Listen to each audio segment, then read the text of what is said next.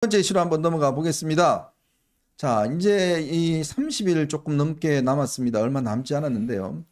정말 지금부터의 여론, 이게 한 게 지금 굉장히 중요할 겁니다. 네. 우리가 선거를 치러보면 보통 30일, 그 다음에 이제 선거 본격적으로 들어가는 좀 있으면 들어가지 않습니까? 네. 자, 그때 되면 이제 뭐 여론이 확 갔다 할 텐데 지금의 여론 구조가 어떻게 짜여질 것인가. 자, 민주당은요, 뭐를 이제 보고 있냐면 지금 여론은 안 좋지만 공천 끝나면 윤석열 정부에 대한 책임론이 불러일으켜질 것이다. 오로지 여기 하나에 지금 희망을 걸고 있어요. 자, 그런데 오늘 연합뉴스와 연합뉴스 TV가 정례 여론조사를 합니다. 매트릭스라는 그 여론조사 기관에 의뢰를 해서 하는데 오늘 그 결과가 나왔습니다. 이 결과를 한 번씩 살펴볼까요? 감독님 그래프를 하나씩 좀 띄워주시겠습니까? 자, 일단 우선 윤석열 대통령에 대한 국정 운영 평가가 지난번 조사에서 34%였는데 이번에는 39%로 굉장히 급상승을 했습니다. 부정평가는 내려갔고요. 저 여론조사가 이제 작년 여름부터 시작이 됐어요. 네. 예, 그런데 저 여론조사에서 최고치가 지금 나온 겁니다. 네. 최고치가. 예. 자, 그렇게 해서 지금 저렇게 대통령이 또 오늘 또 특히 이 전공의들 이 지금 업무 거부 이 문제에 대해서 또 이게 강하게 지금 대응을 하겠다. 그리고 특히 요즘 뭐 이제 지방 돌아다니시면서 여러 가지 이제 민생과 관련된 그런 공약들을 많이 하지 않습니까? 이제 그런 것들이 많이 좌우를 했고, 저는 아마 이렇게 가면 대통령 지지율이 다음 달 40%, 지금 일부에서는 40% 넘은 게 있습니다. 그렇죠. 이렇게 이제 이 전화 여론조사에서도 아마 40% 넘어가는 조사가 나올 것이고, 보통 이 40% 대통령 지지율이 넘어가면 여당은 승리를 할 수밖에 없습니다. 자, 이런 이제 결과가 나왔고요. 자, 그 다음에 정당 지지율을 한번 보겠습니다. 정당 지지율은 지금 국민의힘이 39%, 그 다음에 더불어민주당이 32%, 개혁신당이 4%, 녹색정당이 2%, 새로운미래가 2% 이렇게 나왔고요. 그 다음에 차기 대선 후보 가상 양자 대결에서 보면 한동훈 위원장이 33%, 이재명이 30% 이렇게 나왔습니다. 39대 32인데, 근데요, 이게 지역적으로 보면 상당히 좀 다른 평가가 나옵니다. 현재 연령적으로 보면 국민의힘 지지도가 주로 18세에서 29세에서 좀 상승을 했어요. 그 다음에 50대에서 상승을 했습니다. 물론 30대와 좀 40대에서는 조금 하락이 있었어요. 그러면서 이제 전반적으로 이런 하락이 했고, 그 다음에 지역적으로 보면 서울은요, 지금 국민의힘 지지율이 36에서 38%로 올랐습니다. 인천 경기에서는 31에서 35로 4%포인트나 올랐어요. 그 다음에 대전 세종 충청이 이게 장난 아닙니다. 36에서 44%까지 올랐어요. 이 대전 세종 충청 우리가 보통 선거에서 항상 보면 이 중원을 잡아야 된다 이야기를 하잖아요. 그렇죠. 이 중원의 여론조사가 어제 청주도 이 한동훈 의원이 갔습니다만은 네. 청주도 어제 장난이 아니었어요. 네, 청주도 장난 아닙니다. 청주, 근데 한동훈 비대위원장이 청주 한시일 거예요. 네. 그때 그러니까 청주가 자기 이제 뭐 어떻게 보면 뿌리죠. 거기 갔을 때 뭐 청주에서 그런 반응이 나오는 건 전 처음 봤습니다. 예, 대선 때 말고는요. 근데 이제 총선 때 그런 반응이 나오고 지금 충청권 여론도 상당히 좋게 가고 있습니다. 그다음에 수도권 여론 계속 반전이 되고 있고요. 이제 인천 경기가 어느 정도 이제 인천 경기에서 이른바 골든 크로스가 언제쯤 나타날 것인가. 네. 이제 지역별로는 앞서고 있는 곳이 꽤 있습니다. 그런데 인천 경기 전체 지지율이요. 예.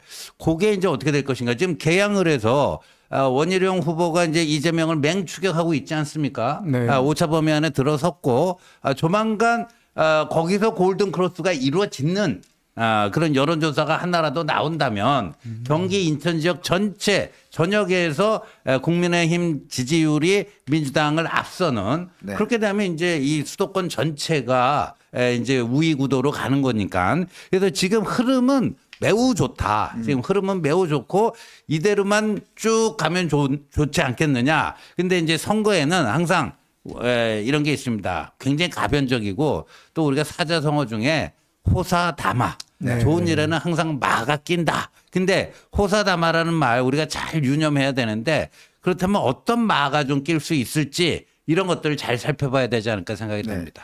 자, 그런데 여기서 이제 의미가 있는 게 한번 보면요. 비례정당에 대한 지금 투표 의향 이게 조국 당이 지금 상당히 지금 올라오고 있습니다. 자 보면 비례정당 투표에서 국민의 미래 지금 이제 국민을 만드는 게 28%, 그다음에 지금 민주개혁진보연합 이게 이제 더불어민주연합이거든요. 이게 14% 나오는데 조국 신당이 13%나 나와요. 그러니까 이게 보면 지금 민주당 쪽 지지자들이 비례대표 투표를 놓고는 완전히 갈라지는 지금 현상이 나오고 있어요. 네, 그렇습니다. 그 민주당을 이제 지역구에서 투표하시겠다라고 말씀하시는 분들이 지금 반반으로 나뉘어 있잖아요. 조국 신당의 비례는 조국 신당에 주겠다. 네. 그리고 다른 한편은 민주당의 그 위성 정당에 주겠다라고 지금 이렇게 딱 둘로 나뉘고 있는데 저는 그 나뉘고 있는 이유 중에 가장 큰 것은 민주당 지지자라 할지라도 그분들도 지금 현재 이재명 대표가 추진하고 있는 그 비례 신당에 들어오려고 하는 그 아스팔트 좌파들 그 사람들은 못 받아들이겠다라는 의견이 반영되어 있는 겁니다. 네. 저는 그렇게 봅니다.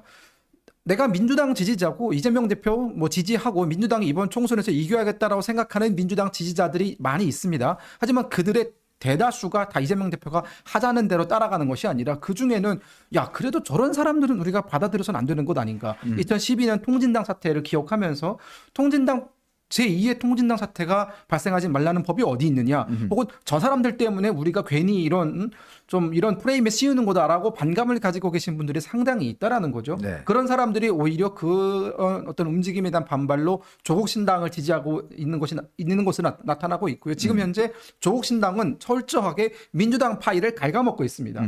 반면에 개혁신당 얘기를 안 할 수가 없는데요. 원래 개혁신당의 포지션이 뭐였습니까? 뭐 개혁 보수 아닙니까? 그래서 그 어떻게 보면 국민의힘의 파이를 갉아먹어야 되는데 이준석 대표가 이러지도 저러지도 못하고 갖은 실언에 뭐 여러 가지 실수를 하면서 결국은 개혁신당은 스탠스가 굉장히 이상한 정당이 되면서 어디에서도 표를 끌어오지 못하고 있고 가장 치명적인 것은 결국은 민주당 파이를 가져와서 비례정당 몫으로 다시금 원내에 진입해서 이재명 대표를 견제를 해야 되는 이낙연 대표와 이런 뭐 서른 뭐 의원이라든가 이런 새로운 미래가 전혀 반등하지 못하고 있다. 이런 부분에 대해서 좀 우리가 좀 주의 깊게 들여다봐야 될 것 근데 같습니다. 감독님 그 비례 그 아까 여론조사 그거 다시 한 번만 띄워주실래요? 아까 제가 호사다마라고 했는데 저는 그 좋은 일 있을 때 마가 낀다 했을 때 그 마가 저 비례 투표라고 봅니다. 네. 왜냐하면은 저기 보자고요. 국민의힘이 몇 퍼센트예요? 저기 국민의 미래 28%. 28%인데 근데 저기 민주당 그 위성정당 조국신당 새로운 미래 거기다 개혁신당 합치면 저기 32%입니다. 맞아요. 네. 32%예요. 그리고 저게 이제 3월 2일, 3일 조사한 거고요. 또 YTN 의뢰로 저 전화 면접하는 엠브레인 퍼블릭 있잖아요. 하루씩 늦게끔 3, 4일 한 게 오늘 나왔어요. 근데 국민의 미래 이게 30%인데 그 2위가 민주당 위성정당 21이에요. 근데 조국당이 뭐냐 15예요. 그러니까 이 두 개만 합쳐도 36이에요. 우리가 30인데 민주당 위성정당하고 조국당하고 합치면 36이란 말이에요. 그럼 자 이거 어떻게 봐야 되느냐. 이게 18대 때 말이죠. 2008년 18대 총선 4월 총선에요. 이명박 그 전에 대선에서 압승을 거두고 역대 최고의 표차 500만 표 이상의 표차로 압승을 거두고 했는데 18대 총선에서 한나라당 그 당시 국민의힘의 전신인 한나라당이 대박을 터뜨렸잖아요. 네. 서울 48개 중에 40개를 먹었습니다. 그야말로 대박을 터뜨렸는데 그 당시 18대 총선의 투표율이 뭐냐면 제 기억으로는 50이 안 되는 46인가 그랬어요. 그래서 역대 최저 총선에 있어서는 역대 최저 투표율이다. 지금까지 그렇게 아마 기록이 되고 있을 겁니다. 근데 요번에요. 저 비례 투표 저 준연동형 뭐 이상했고 저 이상한 것들 많이 나왔잖아요. 저런 게 없으면은 요번엔 투표율이 낮을 가능성이 대단히 높습니다. 왜? 민주당에게 실망한 사람들. 이런 사람들이요. 그렇다고 저기 빨간당을 가서 찍을 수는 없어요. 그렇죠. 파란당에는 손이 안 가고 빨간당 찍기는 싫고 그러니까 안 가는 거예요. 그 18대 총선 때 한나라당 압승의 그 거기에는 이 역대 최저 투표율이 이게 연동이 돼 있단 말이죠. 민주당 지지자들이 투표장에 안 갔다는 얘기입니다. 근데 요번에는 이 조국 저기 무슨 이상한 당 때문에 비례 투표라도 해야 되겠다고 갑니다. 가는데 그러면 비례 투표만 하고 나올 수 있어요? 비례 투표하고 나올 수 있겠냐고요. 그럼 지역구 투표도 하게 됩니다. 조국이 어제 이재명하고 만나서 강조한 지점이 바로 그거예요.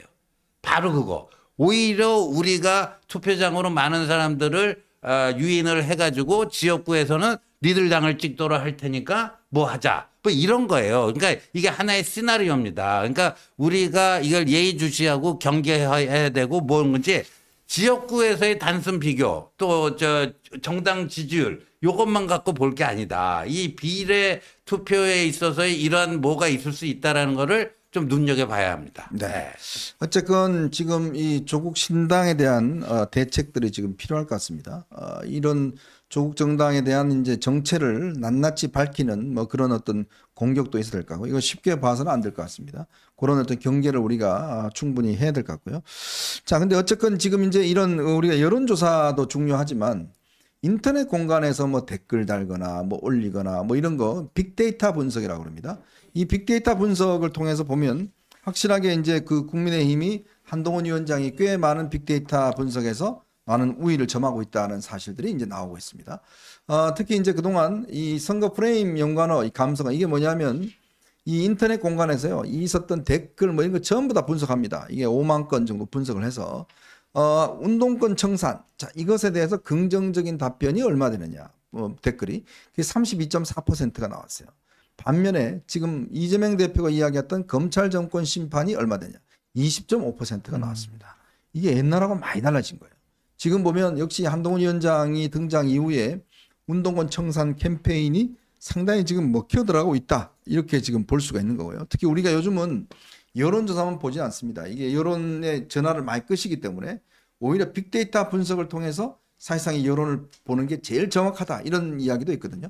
그런 걸로 보면 그만큼 지금 뭐 10%포인트 이상 차이로 결국 이제 이 여당이 제시하고 있는 아젠다를 국민들이 많이 공감하고 있다. 이런 이제 결과고요.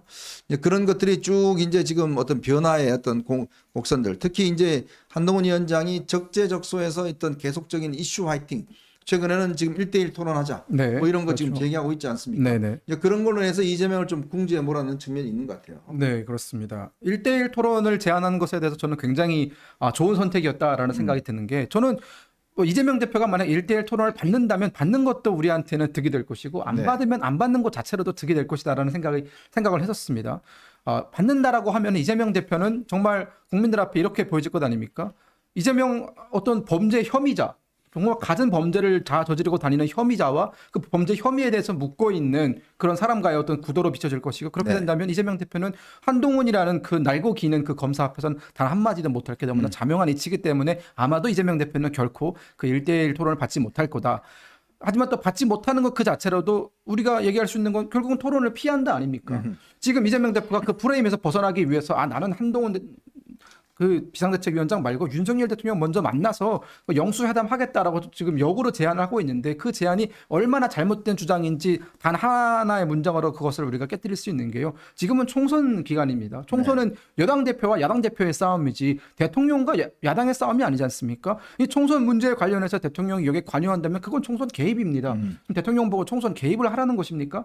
그렇기 때문에 이재명 대표의 그 대통령과의 먼저 만나야 된다는 주장은 정말 말도 안 되는 주장이고 한동훈 위원장이 제시했던 그 1대1 토론 자신 있으면 응하면 되는 것이고 자신 없으면 그냥 이대로 쭉 이렇게 피하면 되는 겁니다. 또 저는 지금 저희가 여당 아닙니까? 여당이기 때문에 총선에서 여당이 할 수 있는 것들에 좀 집중을 해야 된다라는 생각이 듭니다. 결국 여당은 어떤 공수표가 아니라 정말 실질적으로 정책으로 무언가를 내놓을 수 있고 우리가 공약을 내놓았을 때 그 공약을 실질적인 어떤 마중물로 마주할 수 있는 그런 능력이 있는 것이 바로 네. 여당이 가진 힘 아닙니까? 반면에 야당은 공수표입니다. 공약은 할 수 있죠. 하지만 그걸 언제 실현시킨다? 우리가 집권하면 실현시킨다. 뭐 네. 이런 논리 아닙니까? 결국은 다 허구에 지나지 않고 사실상 돌아오지 않는 어음 같은 것입니다. 그렇기 때문에 여당이 어떤 가진 이점을 정말 충분히 살리고 정말 또 마지막으로 강조하고 싶은 것은 이제 정말 한 달밖에 안 남았는데 한 달 동안 우리가 정말 집중해야 되는 것은 웬만한 공약은 다 나왔습니다. 하지만 이제 우리가 집중해야 되는 것은 설화를 줄이는 겁니다. 네. 정말 실현을 하지 않는 것이죠. 조금 우리가 승기를 잡았다고 했을 때 기고만장해서 우리가 이길 것 같다 이런 얘기 함부로 내뱉는 거 정말 위험하다는 생각이 들고 여전히 우리 국민들은 국민의 힘에 대해서 매서운 눈초리로 보고 있다라는 사실을 우리 모든 후보들이 잊지 않았으면 좋겠다라는 생각이 들고 말 한마디 행동 하나 할 때라도 정말 국민 눈높이에서 내가 국민의힘을 대표하는 사람이다라는 그런 자각을 가지고 좀 했으면 좋겠다라는 그런 말씀을 네, 드리고 하여튼 싶습니다. 뭐 이 국민의힘 후보들이 우리 금혁군 이야기를 정말 명심해 들어야 될 것 같습니다. 뭐 어디 또 누구 하면 또 이상한 이야기 해서 또 논란이 되고 있는 것 같습니다.